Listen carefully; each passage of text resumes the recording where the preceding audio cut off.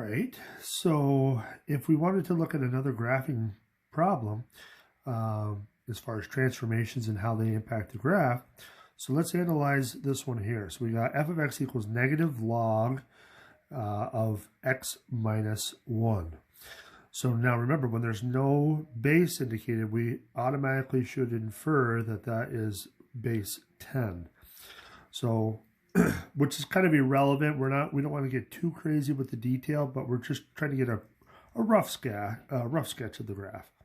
So, okay, so the first thing we have to do is identify the transformation. So this negative out in front, remember, causes a reflection.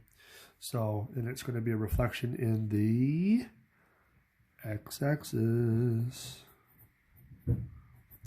And then this minus 1 that's inside is going to cause a horizontal shift. So remember, that's going to be shifted right by 1. Okay. So now a good rule of thumb, if you're sketching, do the reflections first and then do the shifts second. So, because sometimes if you do it backwards, it will mess up how it looks. So let's do the reflection first. The reflection, remember, if it's going uphill and it's going through 1, 0, it usually goes up through, and it's going to have to come and drop down through. And then we also want to shift it to the right by 1. So our key point, remember, is going to move. So our key point is going to become 2, 0, and it's going to kind of drop down through. Also, though, remember our asymptote. So remember, our asymptote normally is the y-axis, so that's going to get shifted over by 1. So our vertical asymptote is now going to be x equals 1. So if we put a dotted line through there, so it shouldn't cross that line. So we'll have a point there, and then we got to drop it down through. Now again, I'm not going to get too crazy about the detail. The biggest thing is knowing where the asymptote is. Now if we wanted to get one more point in here, remember this is base 10. So when x is equal to, when we have it raised to the first power, if 10 was raised to the first power, it would be 10. So automatically it would be way off the screen here, or off the graph here. So, you know, it's going to be a tight turn. Now, I didn't even draw it perfectly there, but it would increase really, really fast because it's a power of 10. So again, this is a rough sketch. It's not perfect. You know, so if you want perfection, then plot points. That's essentially what you're going to have to do. So you could plot some specific points for x equal to 10 or 11. If x was equal to 11, then you get this, that would be equal to 10. Log base 10 of 10. So that would give you your response or your outcome. So, you know, 1, 2, 3, 4, 5, 6, 7, 8, 9, 10, 11. So technically it should pass through that point right there. But again, this is a rough sketch. Okay, let's move on to the next, or the last few examples here. So we got solve the equation, find the exact solutions. Now we could do this using the equivalent exponential function, which we did originally, but let's try it a slightly different way. So let's try to use inverses to do this problem. So if we wanted to use inverses, so we would want the inverse of log base x. So the inverse of log base x should be the exponential function x to some power. So if we said x to the log base x of 16 equals x to the 2, that is a legal maneuver that we can do. All we're doing is making a base of x and having whatever is there as the power. We're using the one-to-one rule in reverse, essentially. So, but now what happens as a result is all of this log at base x and the x base are going to cancel each other out. And what's going to happen is it's just going to drop down to be 16. So we got 16 equals x squared, and now we're home free.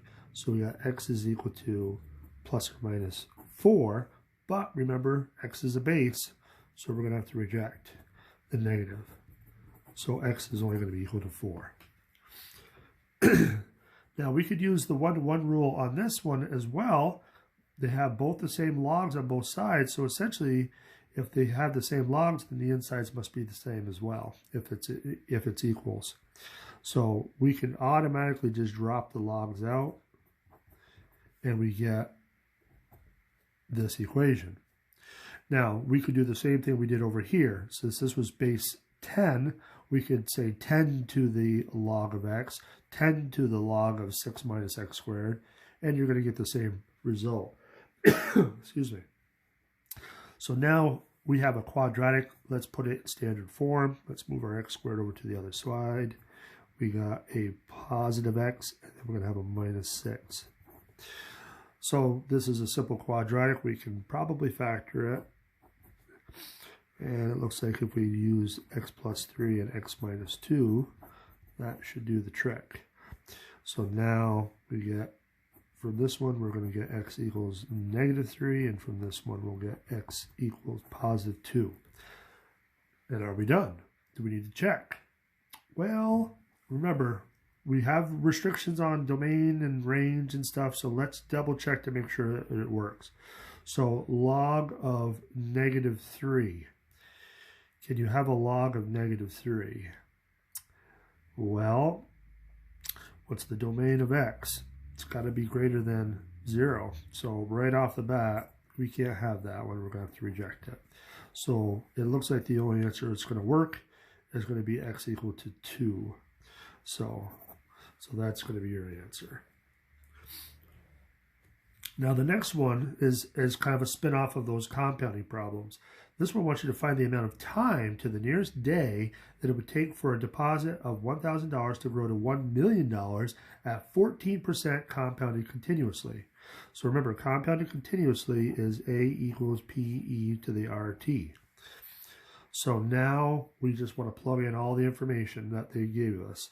So we have our starting amount of money, which is $1,000, so that's our principal. And we want it to grow to $1 million, so that's our final balance. And then we have our interest rate. And so the only thing we don't have is time, and that's what they want. Find the amount of time. So if we plug in everything, there's our $1 million, there's our principal, and then we got our interest rate, which is 0.14, and then we got our t. So we want to try to get t by itself. So now the next thing we're going to have to do is, let's get rid of some of these numbers. If we divide both sides by 1,000, that's going to knock this down a little bit. So now we got 1,000 equals e to the 0.14t. And so now we would be stuck if we didn't know about logs. So remember, we can use the one-to-one rule. If we take the log of both sides, specifically we're going to have to use natural log because we have the natural exponential function here. So if we take the ln of 1,000 and the ln of e to the 0.14t, oops, that parenthesis is going to go all the way down. That's a legal maneuver. We're just using the one-to-one rule. So now, though, this side is going to simplify down because these are inverses. So we can then say this left side doesn't change, but the right side, all this is going to cancel and the exponent drops down. So we got 0.14t. So now if we divide by 0.14 on both sides, we're going to get t equals natural log of 1,000 all over 0.14. So let's see what that equals. So we got 1,000 natural log divided by 0.14 equals 49 points.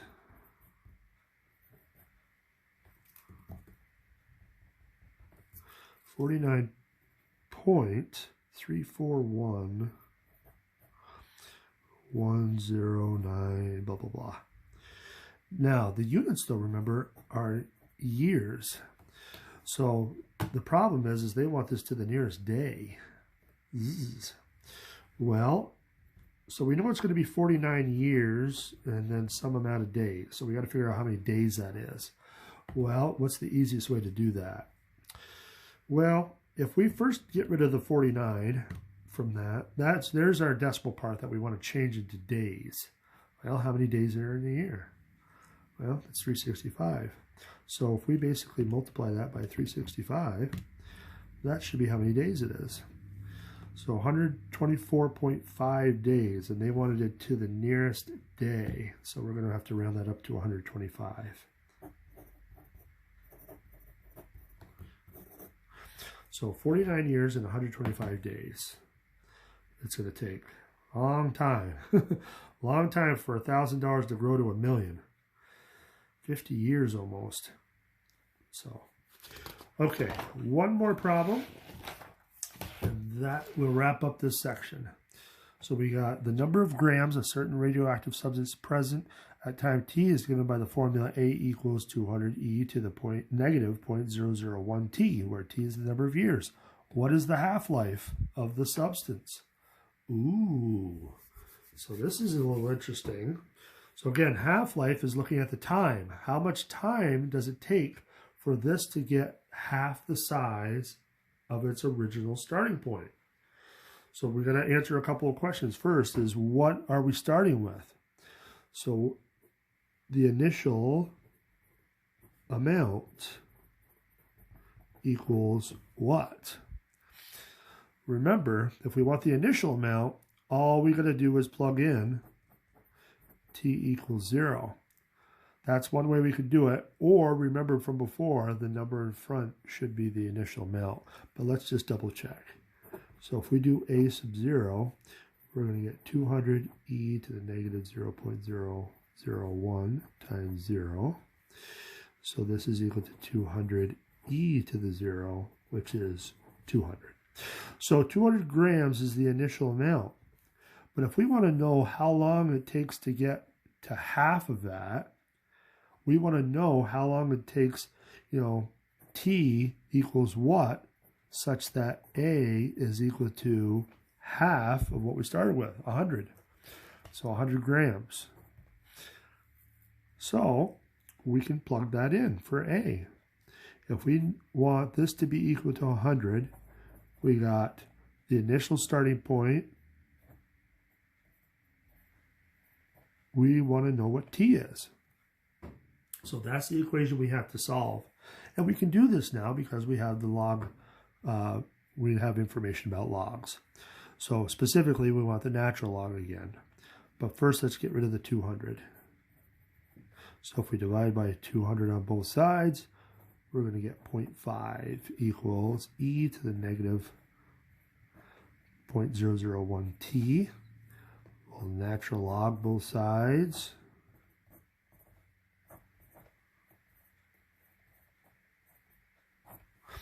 And then, oops, all this stuff is going to cancel, so you're left with negative 0.001 t. And then we can divide both sides by that negative.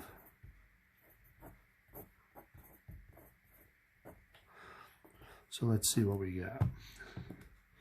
So 0.5 natural log divided by 0.001 negative equals. So we get 693.147 and so on. So now what are the units? Remember, we're talking about time. Time is in years. So it doesn't give you information about how to round it. I would probably go at least 1 decimal point. If you wanted to go 2 looks like it'd be a nice amount. So 693.15 years. All right, so that wraps up this section. So now you can do the homework, and now the next chapter we're going to skip to is chapter 12, so that gets into limits. So stay tuned for that.